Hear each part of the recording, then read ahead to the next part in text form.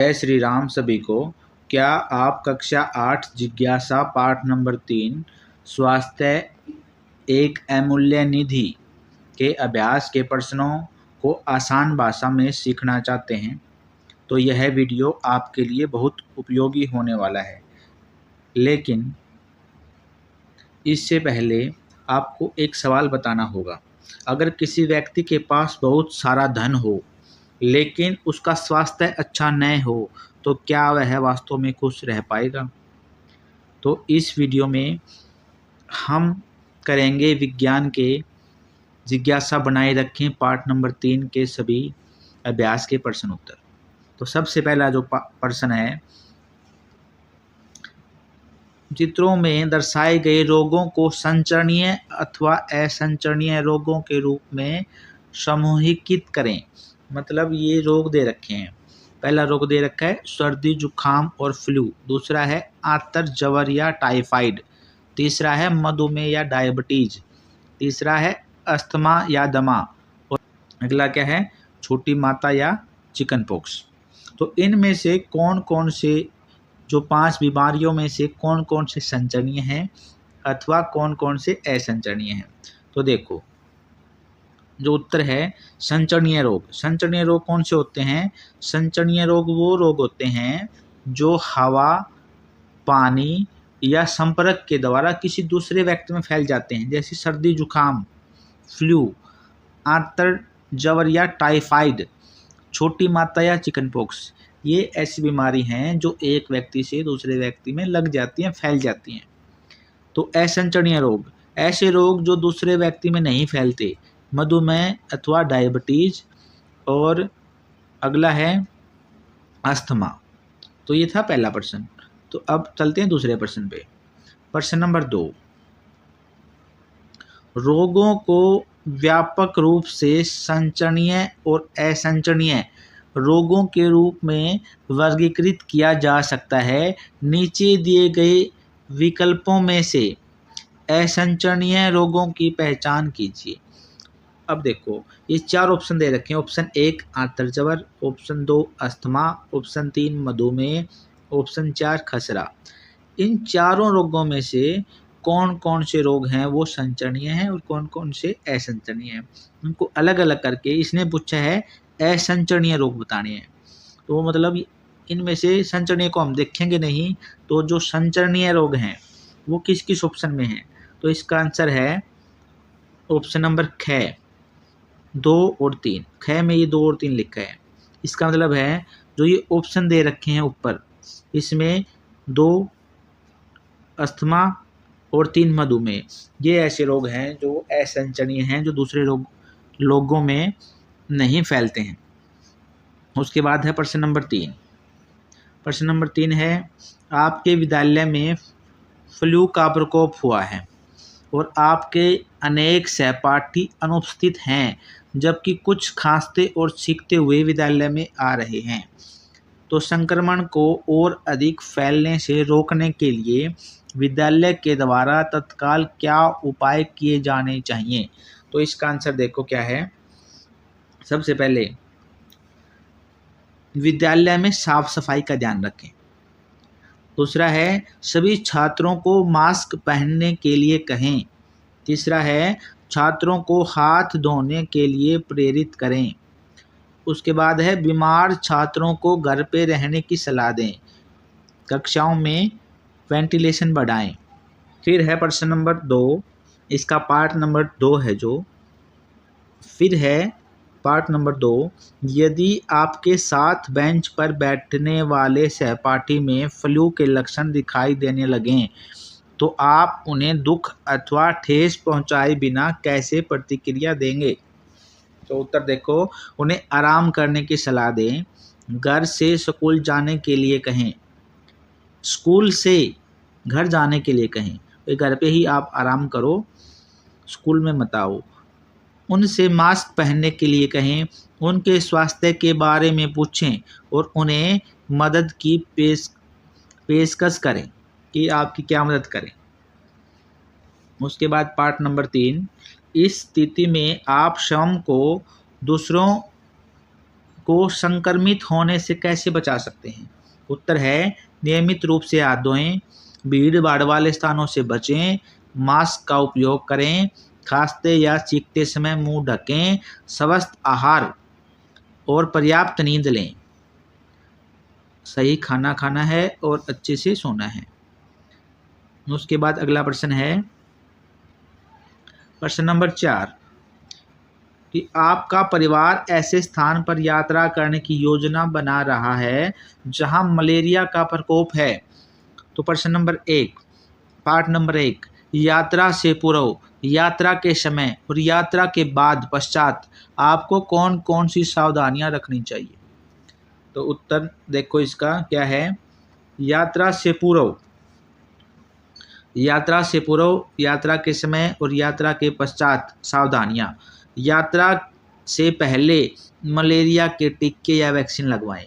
वहाँ पे जहाँ पे हम जाने वाले हैं मलेरिया फैला हुआ है, तो पहले ही मलेरिया की वैक्सीन लगवाएं। प्रश्न अगला पॉइंट है मच्छरदानी या मच्छर प्रतिकर्षी का उपयोग करें।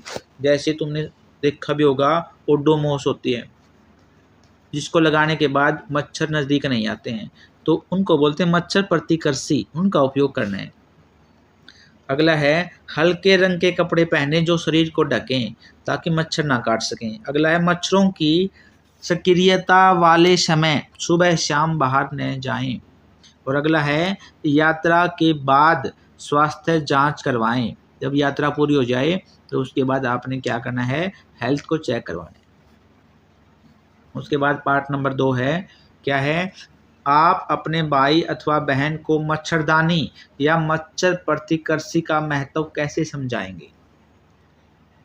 तो उत्तर है मच्छरदानी या मच्छर प्रतिकर्षी बहुत महत्वपूर्ण है क्योंकि ये मलेरिया से बचाते हैं। मच्छरदानी सोते समय मच्छरों को अंदर नहीं आने देती, जबकि प्रतिकर्षी मच्छरों को दूर रखता है। तो मच्छर ही नहीं काटेंगे तो मलेरिया हमें नहीं होगा। अगला पार्ट नंबर 3 है यदि ऐसे क्षेत्रों में यात्री स्वास्थ्य सलाह की अनदेखी करते हैं तो क्या हो सकता है? तो उत्तर है स्वास्थ्य सलाह की अनदेखी करने पर क्या हो सकता है। नंबर 1, मलेरिया का संक्रमण हो सकता है, मतलब मलेरिया हो सकता है। पॉइंट 2, गंभीर बीमारी का खतरा बढ़ सकता है। पॉइंट 3, अस्पताल में भर्ती होने की आवश्यकता हो सकती है। पॉइंट 4, यात्रा का मजा खराब हो सकता है।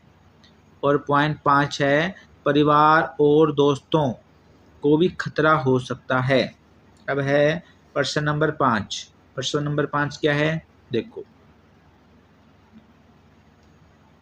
आपके चाचा जी ने अपने मित्रों की संगत में पड़कर धूम्रपान आरंभ कर दिया है, जबकि यह सर्वविदित है कि धूम्रपान स्वास्थ्य के लिए हानिकारक हो सकता है और मृत्यु भी हो सकता है का कारण भी बन सकता है।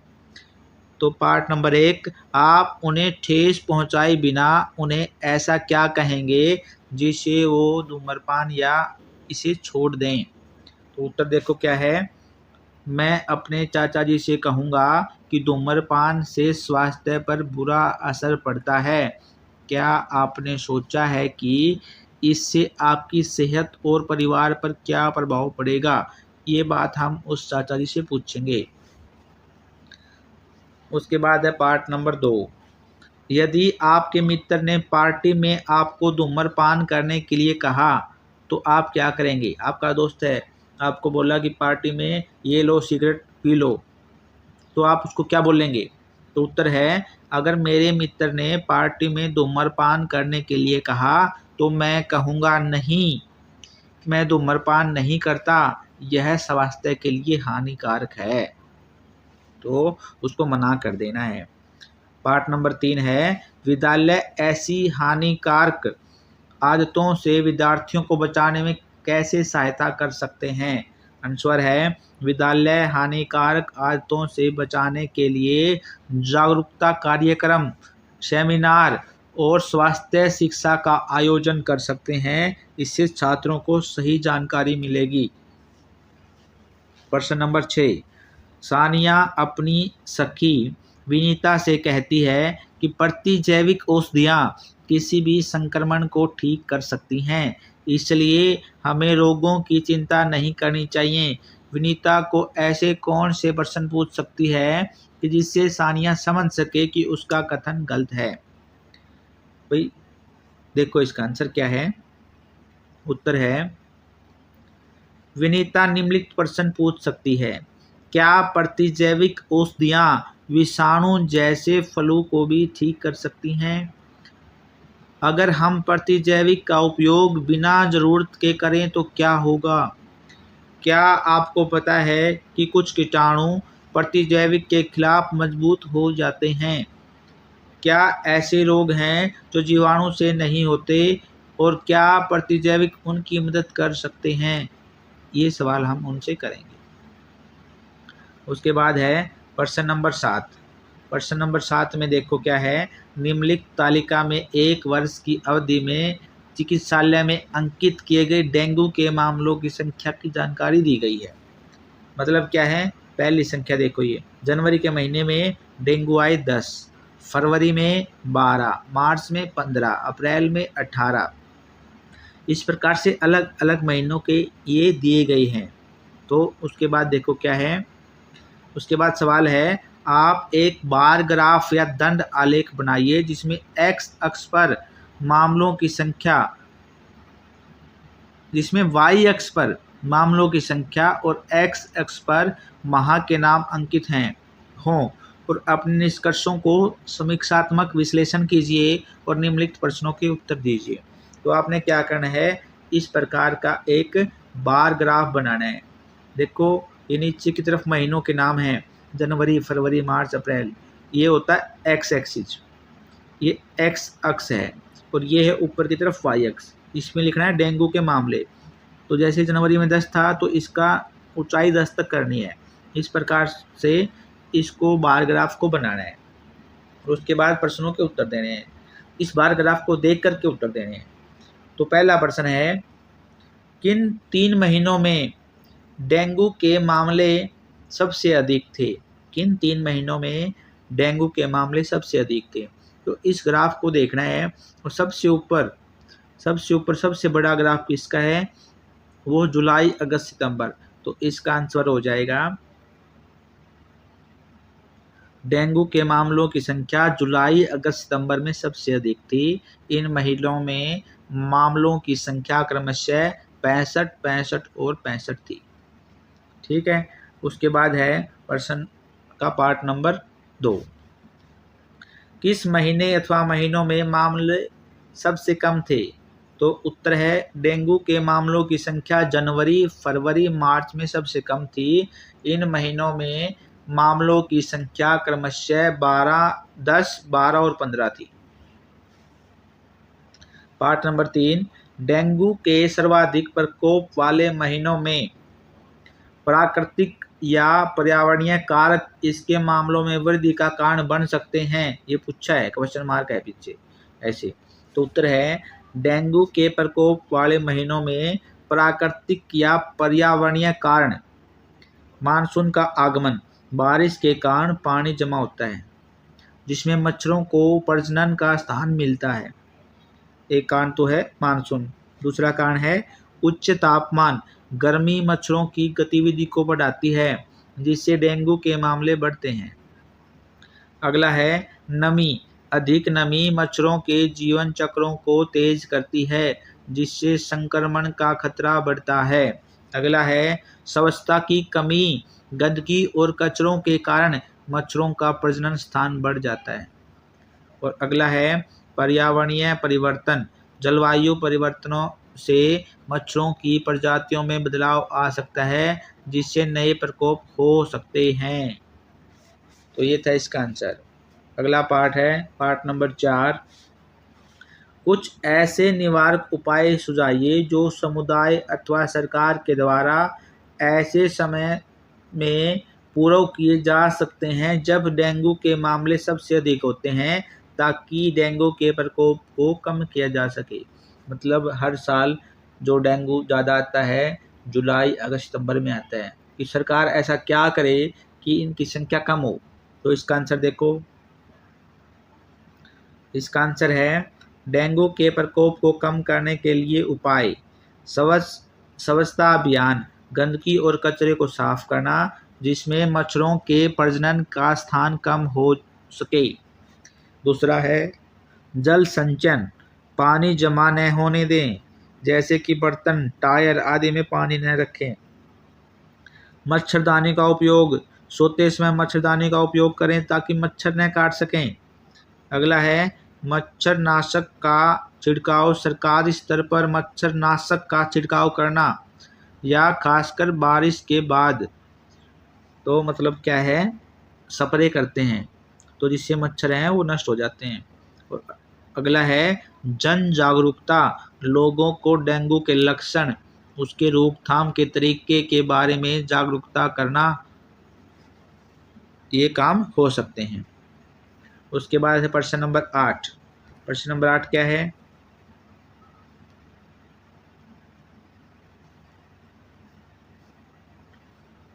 भाई अगर आपने वीडियो यहाँ तक देखी है और आपको उपयोगी लगी है तो चैनल को सब्सक्राइब करके कमेंट ज़रूर करें। चैनल को सब्सक्राइब करो। अगर आपने वीडियो यहाँ तक देखी है तो चैनल को सब्सक्राइब करके कमेंट में थैंक यू लिखो। ऐसा करने से हमें मोटिवेशन मिलता है और आपको अगले पार्ट के प्रश्न भी ऐसे ही वीडियो में मिल जाएंगे। प्रश्न नंबर 8 देखो क्या है। कल्पना कीजिए कि आप एक विद्यालय में स्वच्छता अभियान के प्रभारी हैं। इस भूमिका में आप संचरणीय और असंचरणीय रोगों को कम करने के लिए कौन कौन से मुख्य संदेश देंगे? तो सबसे पहले उत्तर है संचरणीय रोगों को कम करने के लिए सुझाव। हाथ धोना, खाने से पहले, टॉयलेट के बाद साबुन से हाथ धोएं।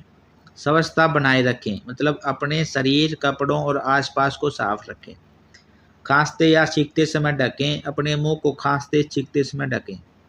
बीमार होने पर घर पर रहें, यदि आप बीमार महसूस करते हैं तो घर पर रहें। स्वच्छ जल और शौचालय का उपयोग करें, साफ पानी और स्वच्छ शौचालय का उपयोग करें। उसके बाद है असंचरणीय रोगों को कम करने के लिए उपाय। असंचरणीय रोग हैं जो, उनको कैसे कम करेंगे? जो मिट्टी, पानी, हवा के संपर्क से नहीं फैलते उनको कैसे कम करेंगे? असंचरणीय रोगों को कम करने के लिए सुझाव। संतुलित आहार लें, फल, सब्जियां, साबुत अनाज, साफ पानी का सेवन करें। व्यायाम करें, रोजाना खेलें या व्यायाम करें ताकि शरीर फिट रहे। अच्छी नींद लें, पर्याप्त नींद लें और तनाव को प्रबंधित करें। धूम्रपान और शराब से बचें। धूम्रपान, शराब और हानिकारक आदतों से दूर रहें। टीकाकरण कराएं, समय पर टीकाकरण कराएं ताकि गंभीर बीमारियों से बचा जा सके। उसके बाद है प्रश्न नंबर 9। प्रश्न नंबर 9 क्या है? यह सलाह दी जाती है कि वायरल संक्रमण जैसे सर्दी, खांसी, फ्लू में प्रतिजैविक औषधियाँ न लें। क्या आप एक सलाह से के संभावित कारण बता सकते हैं? तो उत्तर देखो, वायरल संक्रमण जैसे सर्दी, खांसी, फ्लू जीवाणु के कारण नहीं होते, ये विषाणु से होते हैं। जो बीमारी बताई हैं ये विषाणु से होती हैं, जीवाणु से नहीं होती। तो प्रतिजैविक जो औषधियाँ हैं वो केवल बैक्टीरियल संक्रमण, बैक्टीरियल मतलब जीवाणु के लिए प्रभावी होती हैं। इसलिए वायरस या वायरल संक्रमण में उनका उपयोग करने से कोई लाभ नहीं होता। यह शरीर पर नकारात्मक प्रभाव डाल सकती हैं, मतलब इससे शरीर को नुकसान हो सकता है फायदे की बजाय। इसलिए वायरल संक्रमण के लिए आराम करना, पानी पीना और डॉक्टर की सलाह लेना बेहतर होता है। उसके बाद है प्रश्न नंबर 10। प्रश्न नंबर 10 क्या है? किसी संक्रमित व्यक्ति के उत्सर्जित पदार्थ द्वारा पेयजल में संदूषित होने पर निम्नलिखित में से कौन सा रोग फैल सकते हैं? यकृत शोथ, हेपेटाइटिस ए, अक्षय रोग, टीबी या पोलियोमाइलाइटिस, हैजा और चेचक। तो इसका आंसर है, यदि पेयजल में, पेयजल का मतलब है पीने वाला पानी, यदि पेयजल किसी संक्रमित व्यक्ति के उत्सर्जित पदार्थ या मल मतलब लैट्रिन से दूषित हो जाए तो जल जनित रोग फैल सकते हैं। तो जो पानी के द्वारा रोग फैलते हैं तो वो पानी गंदा पानी हो गया है, लैट्रिन वाला पानी, अगर उसको कोई गलती से पी लेता है या मिलावट से पी लेता है तो उसमें रोग फैल सकते हैं। तो यकृत शोथ या हेपेटाइटिस ए, पोलियोमाइलाइटिस या हैजा, तो निम्नलिखित रोग इस प्रकार से हैं। तो यकृत शोथ ए है, यह रोग दूषित पानी पीने से होता है। यकृत या जिगर को प्रभावित करता है, मतलब ये लीवर सुना होगा सबने, लीवर को हिंदी में बोलते हैं यकृत। तो खराब पानी पीने से लीवर का जो ये रोग है यकृत शोथ या हेपेटाइटिस ए, ये बीमारी हो जाती है। दूसरा है जो अक्षय रोग या टीबी है, ये कैसे होती है? अक्षय रोग या टीबी, यह रोग हवा के माध्यम से फैलता है, लेकिन दूषित पानी से भी इसके संक्रमण में योगदान कर सकता है। अगला है पोलियोमाइलाइटिस, यह एक गंभीर वायरल संक्रमण है जो दूषित पानी के सेवन से होता है और यह शरीर के तंत्रिका तंत्र को प्रभावित करता है। अगला है हैजा, हैजा कैसे फैलता है? यह रोग भी दूषित जल या पानी से फैलता है और आंतों में गंभीर संक्रमण पैदा करता है जिसमें दस्त और निर्जलीकरण हो सकता है। हैजे में दस्त लगते हैं या उल्टी लगती हैं जिससे पानी की कमी हो जाती है। अगली बीमारी है चेचक। चेचक यह एक संक्रामक रोग है जो आमतौर पर हवा से फैलता है, लेकिन दूषित पानी में भी इसके संक्रमण में सहायक हो सकता है। उसके बाद है प्रश्न नंबर 11। प्रश्न नंबर 11 क्या है? जब हमारा शरीर किसी रोगजनक या रोगाणु को पहली बार सामना करता है तो हमारी प्रतिरक्षा प्रक्रिया सामान्यतः कम होती है, परंतु जब उसी रोगजनक से पुनः सामना होता है तो शरीर की प्रतिरक्षा प्रणाली पहली बार की तुलना में अधिक प्रबल होती है। ऐसा क्यों होता है? तो इसका मतलब ये है, यदि किसी व्यक्ति को एक बार कोई बीमारी होगी तो वो मान लिया 10 दिन में ठीक होता है, तो कुछ सालों के बाद अगर उसको दोबारा से वही बीमारी होती है तो वो 10 दिन के बजाय 8 दिन में या 5 दिन में या 4 दिन में जल्दी ठीक हो जाएगा। कि ऐसा क्यों होता है? तो इसका आंसर देखो क्या है। इसका आंसर है, जब हमारा शरीर किसी रोगजनक पर पहली बार सामना करता है तो हमारी प्रतिरक्षा प्रणाली उसे पहचानने और प्रतिक्रिया देने में समय लगाती है। इस दौरान शरीर में एंटीबॉडीज बनती हैं जो उस रोगजनक को खत्म करने में मदद करती हैं। लेकिन जब उस रोगजनक से फिर से संपर्क करते हैं तो हमारी प्रतिरक्षा प्रणाली पहले से तैयार होती है और पहले से बनी एंटीबॉडीज और याददाश्त कोशिकाएं तुरंत सक्रिय हो जाती हैं, जिससे प्रतिक्रिया तेज और प्रभावी होती है, जिससे हम बीमारी से जल्दी ठीक हो जाते हैं। इसलिए दूसरी बार जब हम उसी रोग से संक्रमित होते हैं तो हमारी प्रतिरक्षा प्रक्रिया पहले से कहीं अधिक मजबूत होती है। 3% था। तो वीडियो आपको अच्छी लगी तो वीडियो को लाइक करें।